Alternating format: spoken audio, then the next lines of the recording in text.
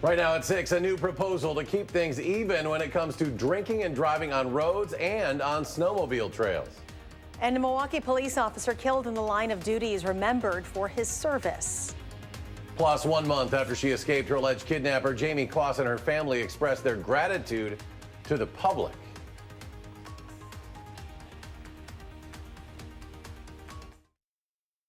From the Channel3000.com Alert Center, this is News 3 Now at 6. And this just in minutes ago to our Channel 3000 Alert Center. Significant delays are expected. This is on the southbound interstate tonight, I-3990, between the Beltline in Madison and mile marker 145, about 3 miles to the south. Closed for emergency repairs. People are asked to use an alternate route. Well, we thank you for joining us. With the fresh snow, many snowmobilers are ready to take advantage of open trails. A proposal at the state capitol aims to change laws related to alcohol use and snowmobiling. Rose Schmidt is live along the Military Ridge State Trail in Verona to explain what this measure does. Yeah, so we've seen a few snowmobilers actually hop on this trail today, tell us that conditions were a little windy outside, but not too bad overall. And their organizations are on board with a new bipartisan plan. Now, basically, it establishes an absolute sobriety requirement for anyone operating a snowmobile under the age of 21. It comes out of concerns from law enforcement, and the bill's co-author, Senator Andre Jacques, says that people under 21 shouldn't be drinking anyway. Local snowmobilers say they support the bill basically because it updates an old law to meet current times. We have about 25,000 miles of snowmobile trails. To give you an idea, there's a little under 12,000 miles of state-numbered highways. And yeah, the AWSC, Organized Snowmobiling, and the AWSC and our local clubs work hard to keep the trails safe. This plan doesn't affect anyone 21 or over, but currently anyone operating a motor vehicle of any kind can't have a blood alcohol level under 0.08. And the bill was referred to the public safety committees in both houses, and the bill's authors are hoping that it serves as a reminder that you should not drink before you get behind the wheel of one of those snowmobiles and hop on one of these trails. Rose Schmidt reporting live for us tonight. Rose, thank you. Communities like Madison remain under a snow emergency until tomorrow morning, and that means the entire city will need to follow alternate side parking rules. A number of other cities in our area remain under a snow emergency as well. You can find a full list. Just go online, channel3000.com. And Dane County law enforcement officers reminding drivers once again to move over and slow down after 2 dangerous incidents last night on icy roads. One involved a Dane County deputy. This squad car rear-ended along Highway 18-151 in the town of Verona while he was helping a stranded motorist.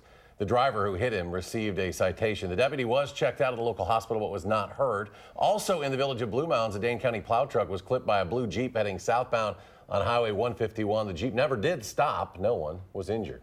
And in Eau Claire, police there are reminding people to clear off their cars.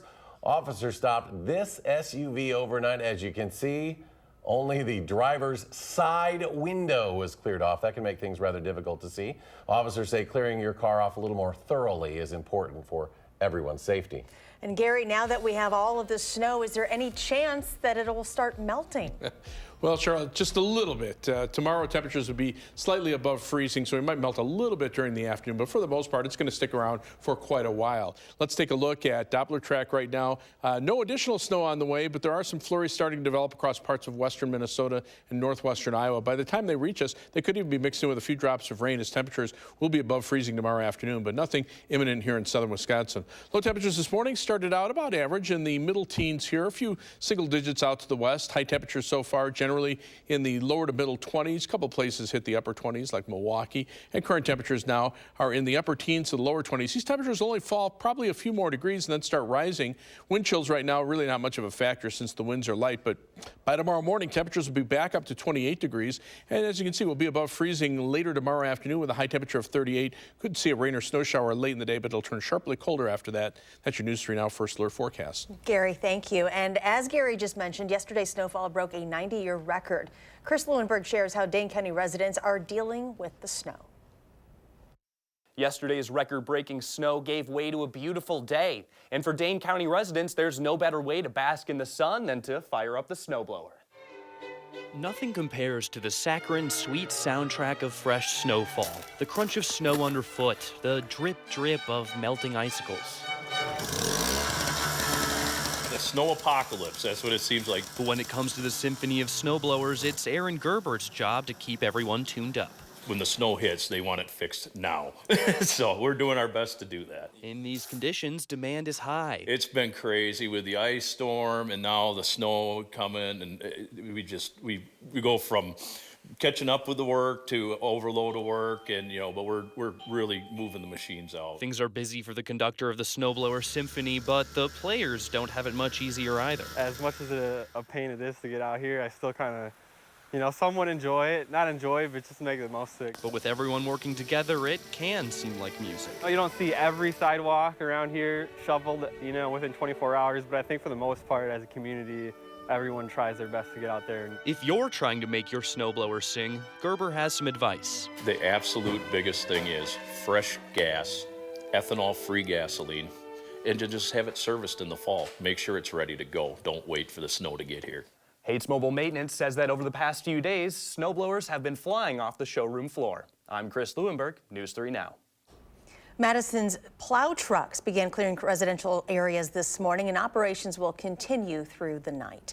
Our winter weather is making ice melt an extremely hard item to find in stores. Some, like Do It Best Hardware in Mount Horeb, had to send a truck 2 hours north to find some because we're told there is just none available in southern Wisconsin. With less snowfall over the years, stores started cutting back because the demand decreased. There are some alternatives to ice melt, though, while you wait. Experts say you can use softener salt or potash, and sand can also provide some traction. With more snow possible for tomorrow night, we'll get another check of weather from Gary in about 12 minutes from now. The Milwaukee Police Department remembering one of its own today. Funeral services were held for Officer Matthew Rittner. He was shot and killed while on duty last week. Friends, family, and coworkers say they will remember him for his service. Hundreds of people lined the streets from the church to the funeral home, displaying American flags and saluting Officer Rittner's casket as it passed by. Milwaukee Police Chief Alfonso Morales held back tears as he spoke, saying Rittner died protecting the community, and his death wasn't just a casualty of the job. Matthew Rittner died serving a search warrant on a person who was involved in selling guns to people that harm others. They died going after the problem that affects our community. They died moving the mission forward. If you think the consequences from the decisions we have pushed onto this department don't hurt, you're gravely mistaken. It hurts in ways that you cannot imagine. Officer Rittner was 35 years old. He leaves behind a wife and child. And the Milwaukee Brewers also remembering him today. MLB.com tweeting this photo showing the Brewers have now set up a locker room in their new Phoenix clubhouse dedicated to Rittner. Rittner and his wife Caroline were married at Miller Park back in September of 2017. Jamie Kloss, the Wisconsin teen held against her will for nearly 3 months, is thanking people for their support. In a statement, she and the rest of the family say the gifts, donations, and kind words have been a great comfort. Jamie was taken from her home in Barron in October. Police say 21-year-old Jake Patterson killed her parents in order to kidnap the 13-year-old. Jamie was held against her will at a cabin in Douglas County for 88 days before she escaped and ran for help. She's currently going to counseling and recovering with her family. Patterson is expected in court again next month. Next week's spring primary election will mark a first in Dane County as Spanish language ballots will be offered to voters. We're committed to making it easy for everyone to vote. That's what we're going to do. The county will offer ballots in either Spanish or English at every polling place. Currently, the town of Madison is the only jurisdiction in Dane County required to offer Spanish ballots to stay in compliance with federal requirements. County Clerk Scott McDonald says the bilingual ballots will be available on the handicap-accessible machines. People can select the language of their choice, similar to how they would at an ATM. Early voting is currently underway for the 2019 spring primary, which is next Tuesday, the 19th. Beloit Memorial High School will soon begin the search for a new principal. Orlando Ramos has resigned from his position after being put on administrative leave last week. Ramos was hired for that position in July. The district has not shared the exact reason that he was placed on leave. There's a new idea in Rock County on how to better serve the homeless. Next on News 3 Now at 6, you'll meet the man building a community one tiny house at a time. This tiny home would be more personal. It's your own place.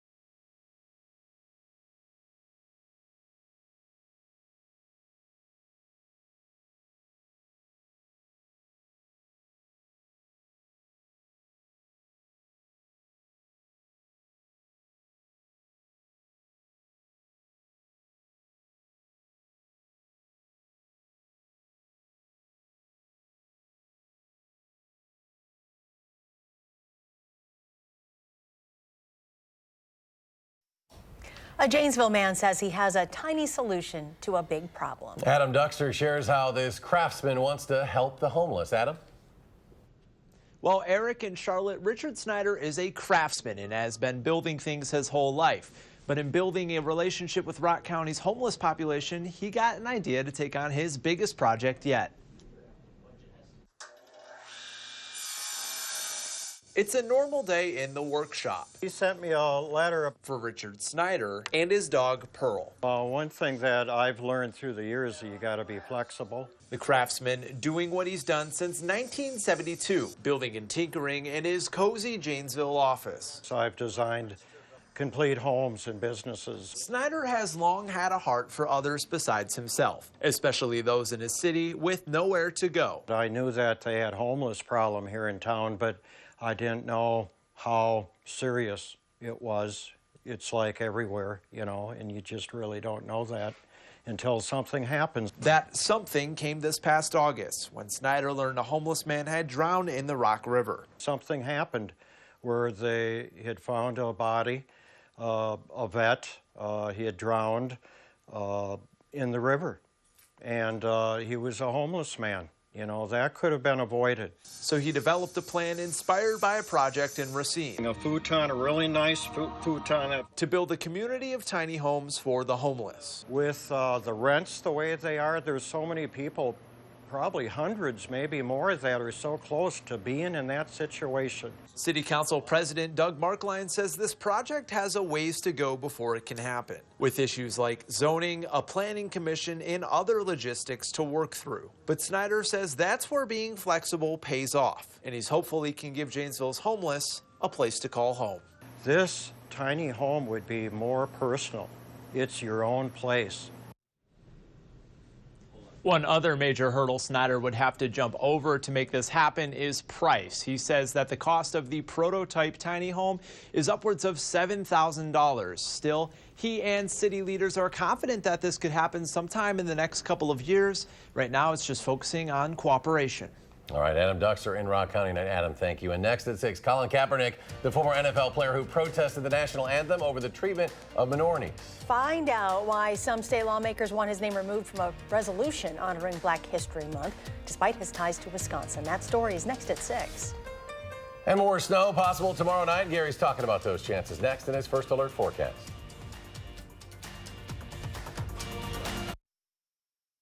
It's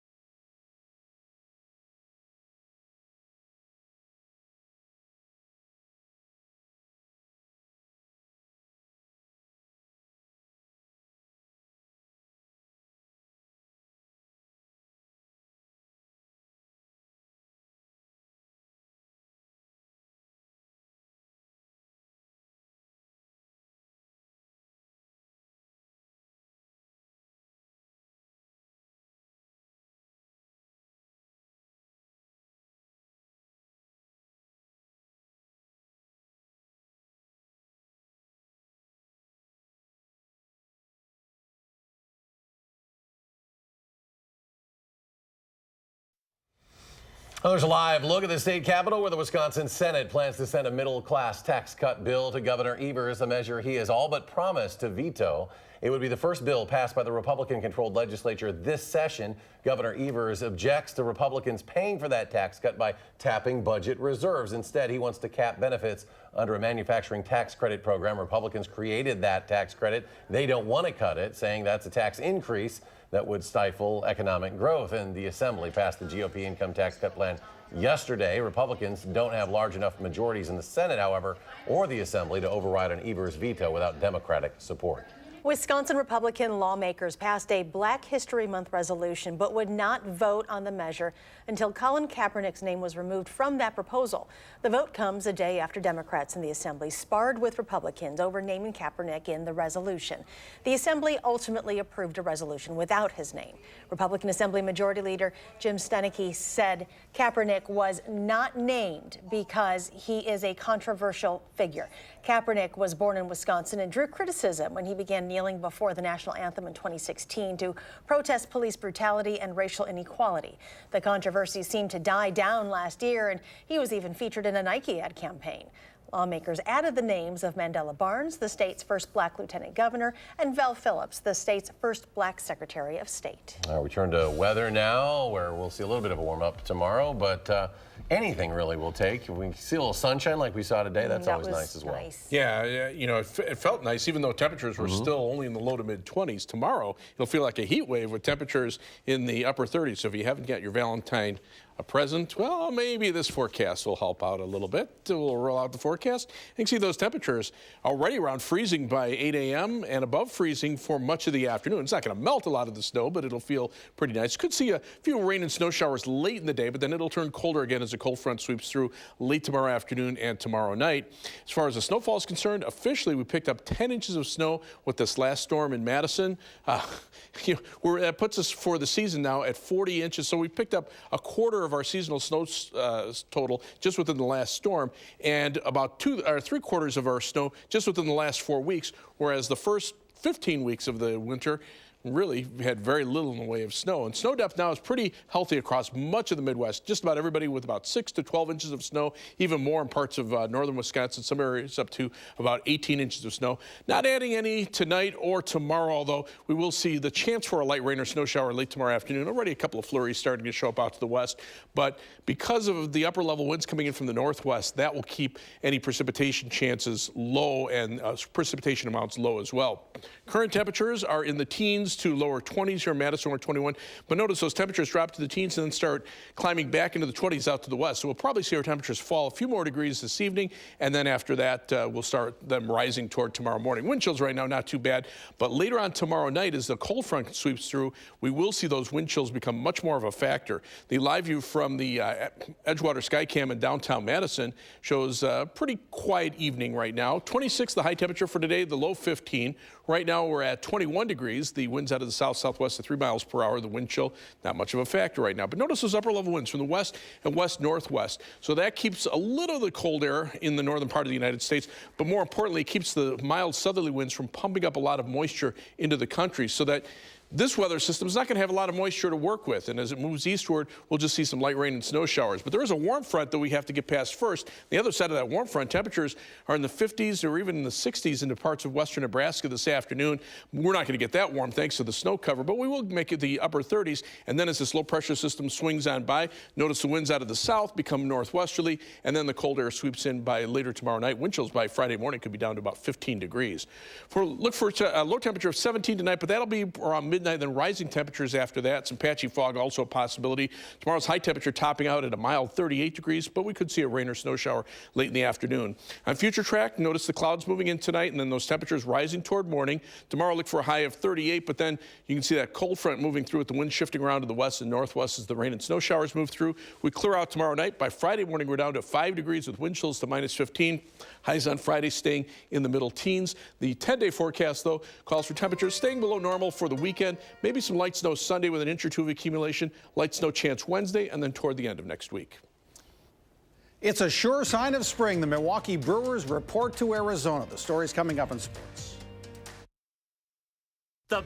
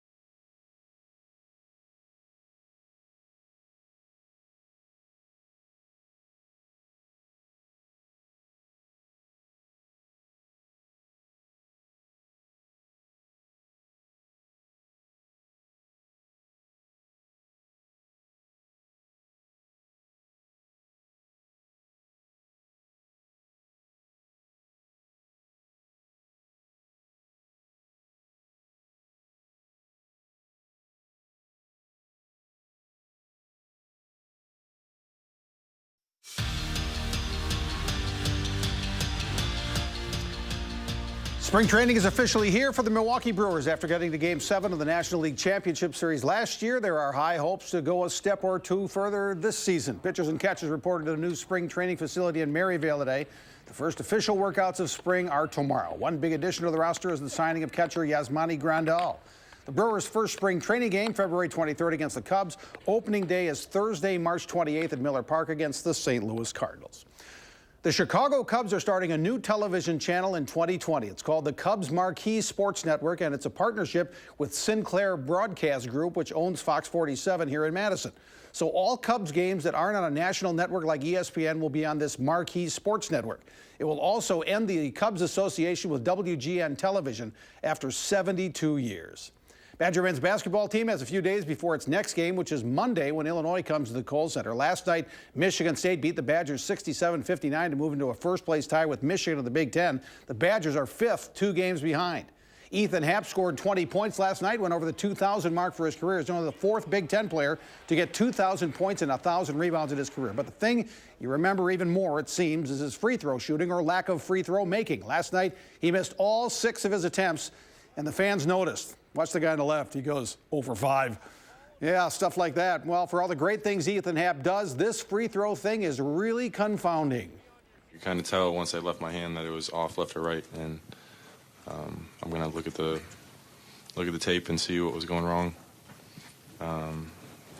Just very frustrating overall to to miss, but then also for it to be not straight on. And obviously nobody's put more time into it, utilized more resources than what he has to try to help remedy that and improve that. You got to continue to chip away and hope there's a breakthrough. It's not every day a Super Bowl MVP is traded, but the Baltimore Ravens have an agreement in place to send quarterback Joe Flacco to the Denver Broncos. The trade can't officially be announced until the new league year begins March 13th. That means the Ravens are committed to quarterback Lamar Jackson. And in Denver, the Case Keenum thing didn't work out after just 1 season. Tomorrow night, the Prep Mania game of the week is a dandy. Middleton and Sun Prairie play for first place in the Big 8 Girls Basketball Conference. Brof and I bring you the game live on channel3000.com tomorrow night, 7:15. Last night at the Kohl Center, the Badgers didn't win, but the Red Panda was fantastic. She's the lady on this 7-foot-high unicycle that balances bowls on her foot, then flips them up in the air and catches them on her head. Her real name is Rong Nu. Everyone knows her as the Red Panda, though. She's in her late 40s. She was born in China. She's a 4th-generation acrobat, practices 6 to 7 hours a day, 6 days a week. She drops the bowl about 25% of the time, she says, but last night at the Kohl Center, she was perfect. Oh, my gosh. Where'd you get all that research on her? That's good. She's been here before. Yeah. Maybe she'll be at the circus this No, weekend. the Shrine Circus. So, now it looks like a mild day for tomorrow, but then colder weather after that. All right, Gary, thanks. Thanks for joining us for News 3 Now at 6. Enjoy your evening, and we'll see you back here at 10.